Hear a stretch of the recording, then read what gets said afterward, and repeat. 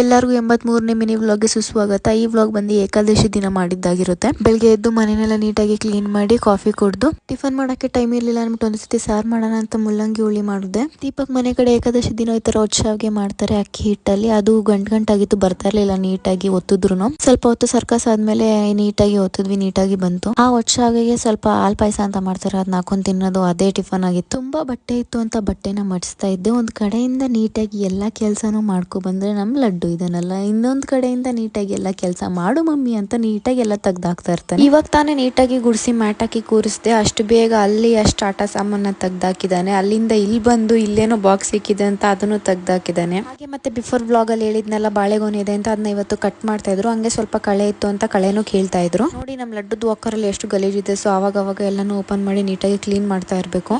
Plastic ಗಿಡನ ತುಂಬಾ ದಿನ ತಂದು ಇಟ್ಟಿದ್ರು, ಎಲ್ಲೆಲ್ಲೋ ಹಂಗಂಗೆ ಬಿಸಾಕ್ತಾ ಇದ್ದೆ. ಇವತ್ತು ಫ್ರೀ ಆಗಿತ್ತು ಅಂತ ನೀಟಾಗಿ ಅದನ್ನೆಲ್ಲ ಜೋಡಿಸ್ದೆ. ಇವತ್ತಿನ ದಿನ ಸ್ವಲ್ಪ ಕ್ಲೀನಿಂಗ್ ಅಂತಾನೆ ಹೇಳ್ಬೋದು. ಹಂಗೆ ಅಡುಗೆ ಮನೇಲಿ ಬಾಕ್ಸ್ಗಳನ್ನೆಲ್ಲ ಧೂಳಾಗಿತ್ತು ಅಂತ ಅದನ್ನ ನೀಟಾಗಿ ಒರೆಸ್ದೆ.